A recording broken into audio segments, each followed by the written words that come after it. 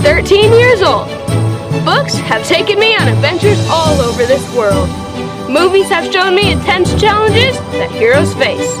My brother's video games have taught me that a gruesome death will come quickly if you're not paying attention. It's a wild world out there, and here in Texas, it gets even wilder. I'm going to experience, explore, thrive, and survive these wilder lands. And you are coming with me!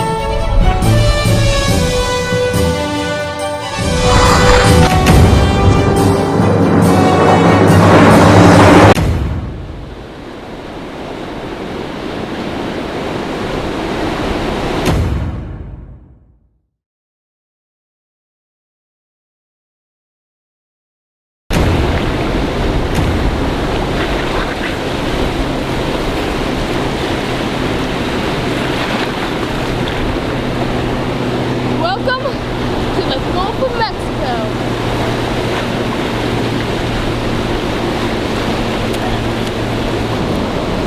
Okay, let's see what supplies washed up on shore with me. Right here, I've got a minnow trap. I have my trusty knife. It's wet, but it will dry off. Got the knife, the flint striker for making fires.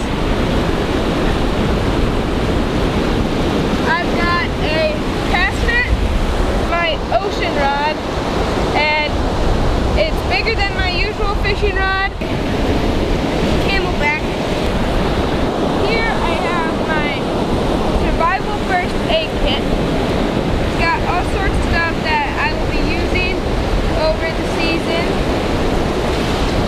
And yeah, so that's all my supplies, and I will get moving.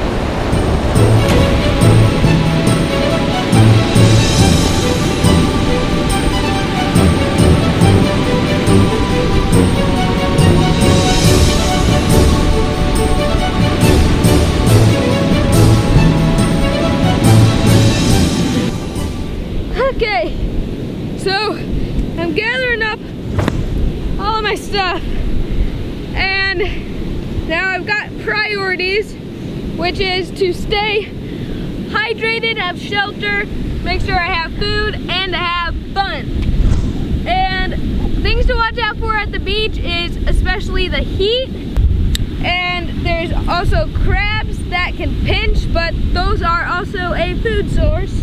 And then there's jellyfish and stingrays and all sorts of cool stuff. But yeah, so I'm gathering up my supplies, and first I'm going to use the cast net to try and catch some bait for fishing, and we'll go see how that works out.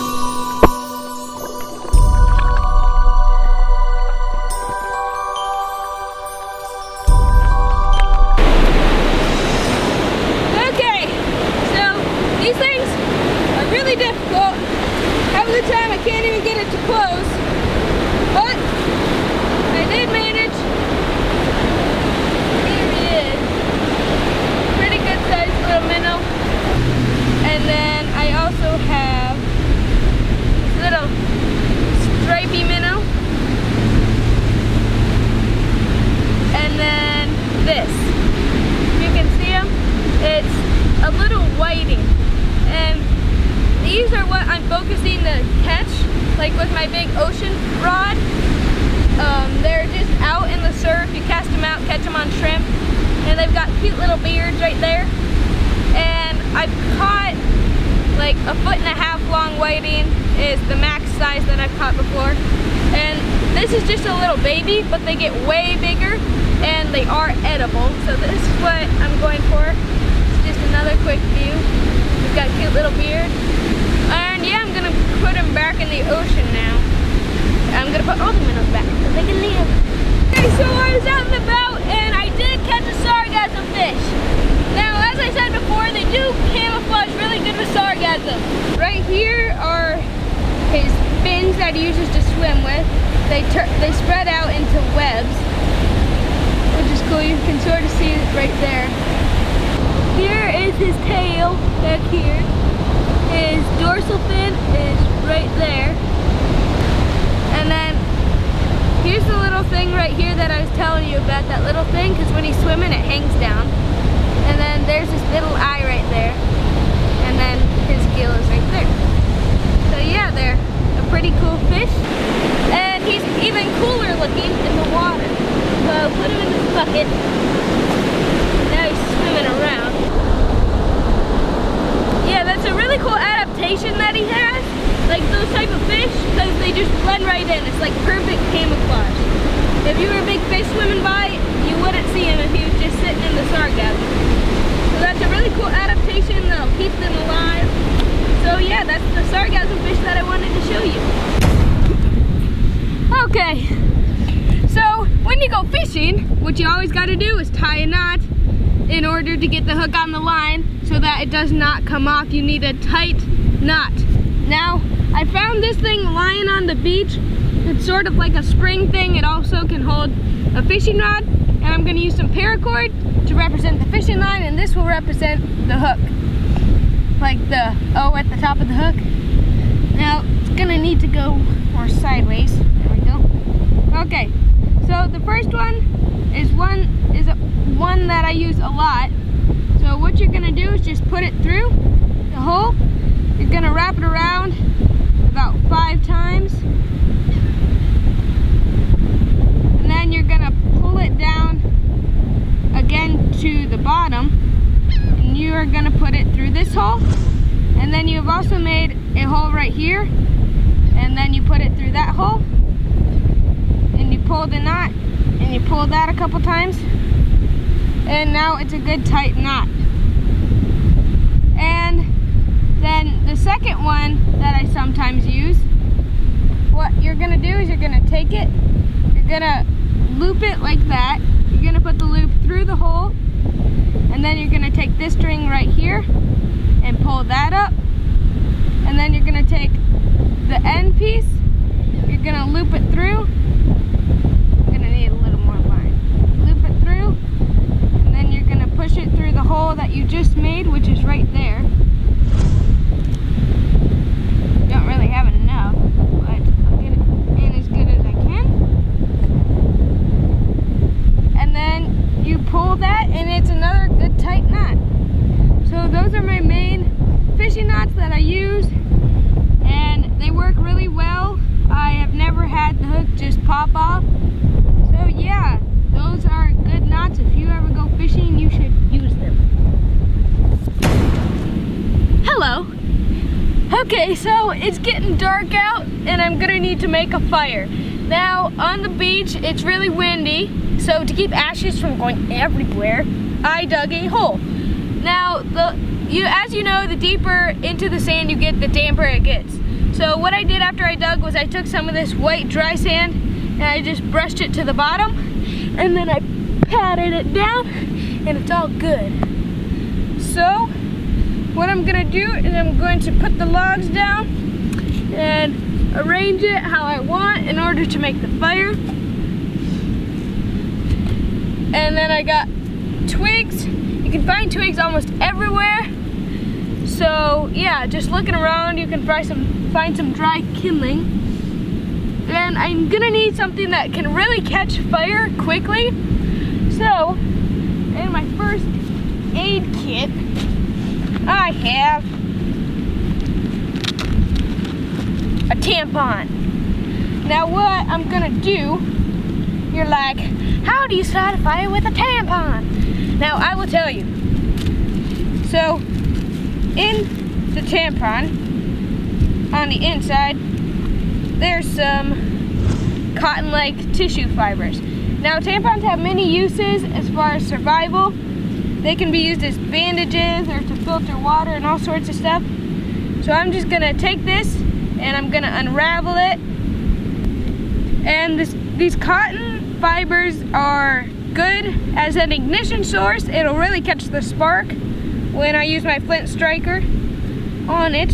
So I've got it all torn up, and I'm going to put it down on top of my kindling. I have my knife, flint striker and I will make fire. I gotta get down real close. Put it on. Gotta spark it. Oh, it's burning. Nope, it went out. It's not the best smell in the world, these things burning. Okay, it's burning again. Lights up real easy and fast. And it burns for a while. And that's how you make fire with a tampon. Okay, so right now I'm on the beach and you gotta be careful in a storm, and here's why. Okay, so if you can see behind that cloud over there, there's a tornado.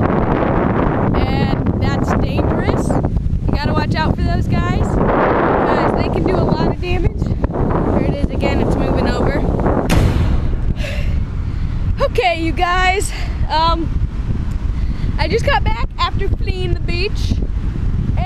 All is good, no one was hurt, and that was a funnel cloud, not a tornado, because it never did touch the ground, so it did no damage.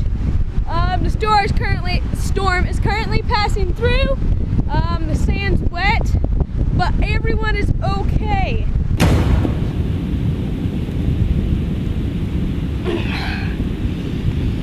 So, as you can see, it is getting dark out, and sometimes the best shelter is just the stars above your head next to a warm, toasty fire. Now I'm going to use my camelback as a pillow, and as a blanket slash protectant layer, I will use the cast net. So I'm just going to string it over me, and the cast net will protect me from any crabs that decide to come over by me at night, and any bugs and etc. stuff. So yeah, I'm gonna have a pleasant night's sleep. Good night.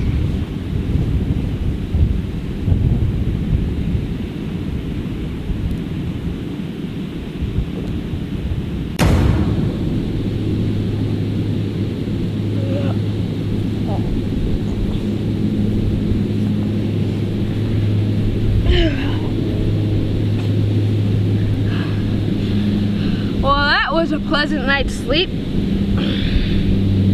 Things to remember: crabs can actually pinch through netting, and don't sleep right next to your fire pit, or you will most likely roll into it during the night. Okay, so here I have my minnow trap. Now you're probably wondering how it works. Well, it's simple. So what you gotta do first is put the bait in this little pocket. It unzips. You can put like bread or crackers or like any type of meat in there. And then what's gonna happen is once you put it in, the minnows will swim in this little hole right here. And they will go in and they will start munching on this. And since the minnows aren't very intelligent, it's hard for them to find a way out, since the hole is put in at a triangular angle. So if you're in the place of the little minnow, you swam in fine, but you aren't going to be able to find this little hole right here to escape. And then what you do is you take this string, and it's been in the water for a while, there's tons of minnows in there, and you just pull it in. There's minnows flapping everywhere. You just unzip this top pocket, reach in, take them out, and you can use them as bait. So I'm gonna try this out and see if I can catch any minnows. Okay, so this minnow trap right here is designed for still water. And as you can see, this is not very still water. I've tried using a stick, a rock, everything to stabilize it, but the waves just roll it end over end and like smash it and all sorts of stuff. So what I'm gonna do instead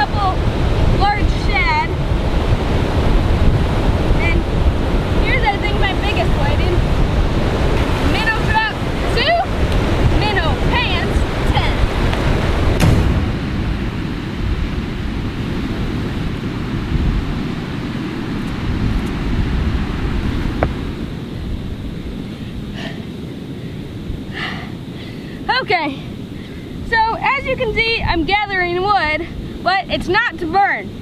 It's to help me make my shelter right here. As you can see, I am digging a hole, and that will be like my little den that I can stay in. And I'm gonna put accessories around it, like the wood and maybe some houseplants or something. So yeah, I'm gonna keep digging my den, and it should be done by later tonight.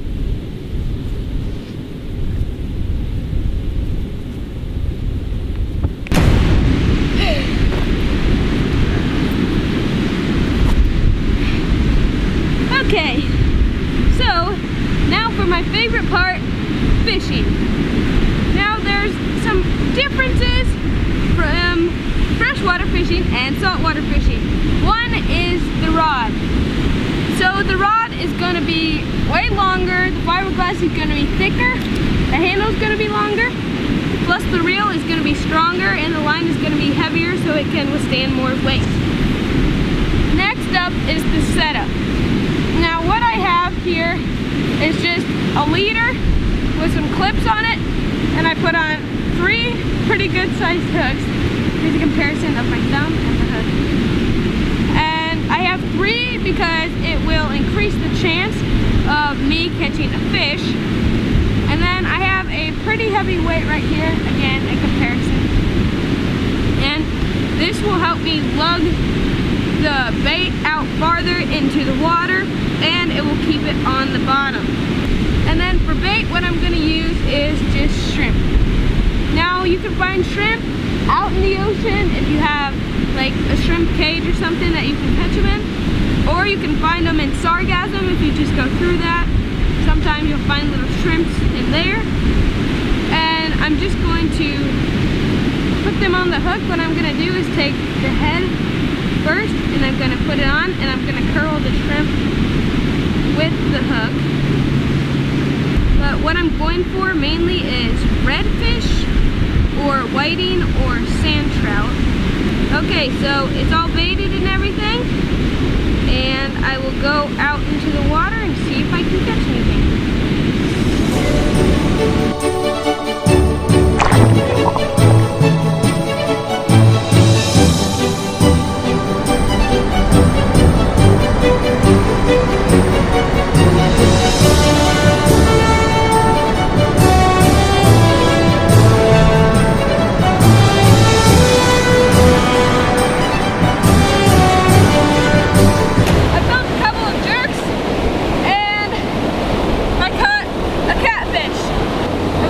This guy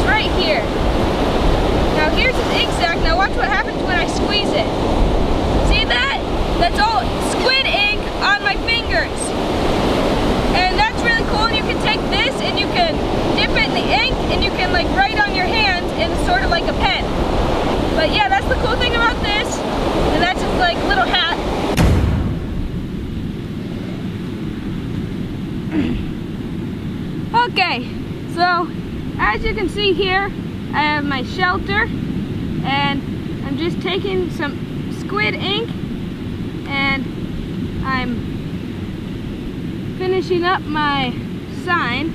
It says WILD if you can't read it, and it's turning out to be really cool. And I'm gonna give you a tour in a little bit right after I finish this.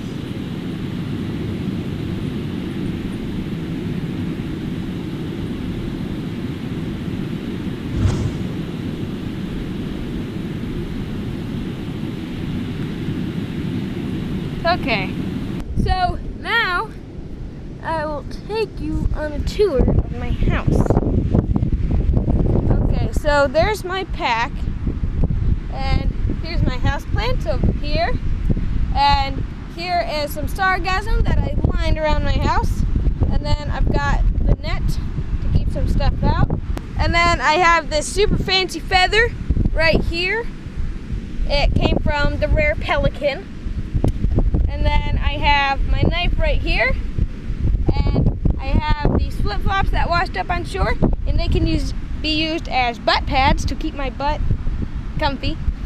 And then over here I have a bar that I found lying in the sand, and then it's attached to the string for my cast net, and it goes all the way down into there. Just in case it collapses in the night, I can pull myself out. And then up here I've got my windsock or flag to tell which way the wind is blowing. And now I will give you a view from inside.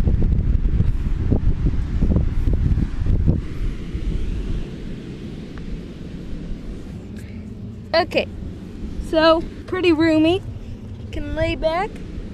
And I've got my cast net right there. I've got the rope down here. And then it's got soft sand, it's pretty dry. And then there was a crab hole over here somewhere, and he will probably come out and visit me during the night. And I will either get pinched or I will get a pet. So yeah, that's the den down here.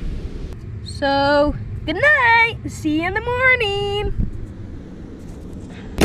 So in the Gulf of Mexico at night, if you look out on the beaches, you can find lots of different creatures, and one of those types of creatures are ghost crabs. Now, there's lots of different sizes of ghost crabs. Here is a little one. He won't stand still. Oh. He took off.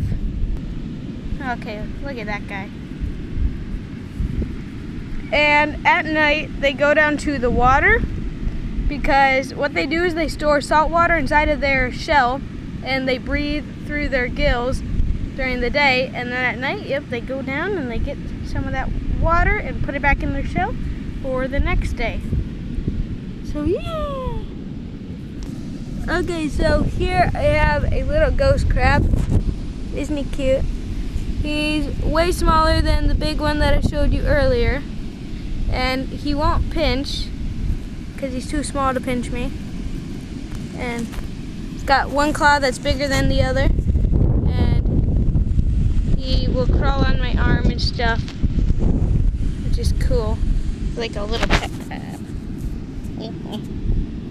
But yeah, I just wanted to show you the differences in size compared to the larger crab and this guy.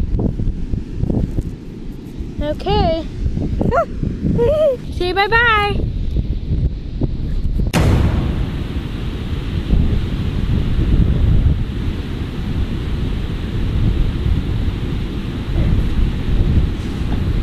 Oh, that was a pleasant night.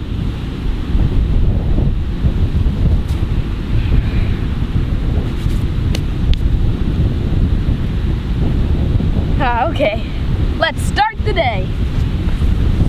Okay, so the ocean is a very beautiful place, but it can also be dangerous. Now, when you're way out in the water, there is forces that the water creates that can pull you out, and it's called rip current. So when you're out in the ocean, the water will start to pull you out farther and farther, and if your feet come off the ground, it's going to pull you really fast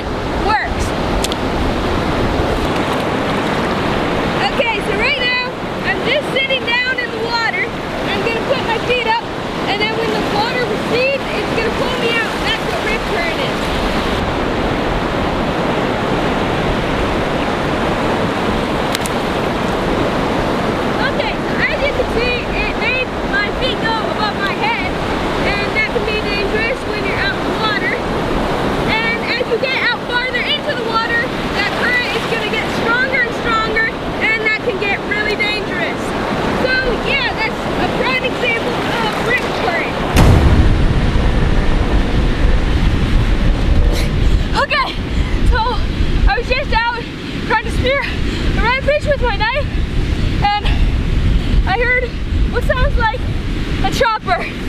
And it's heading over that way. And I think that'll be my ticket out of here. This trip has been really crazy.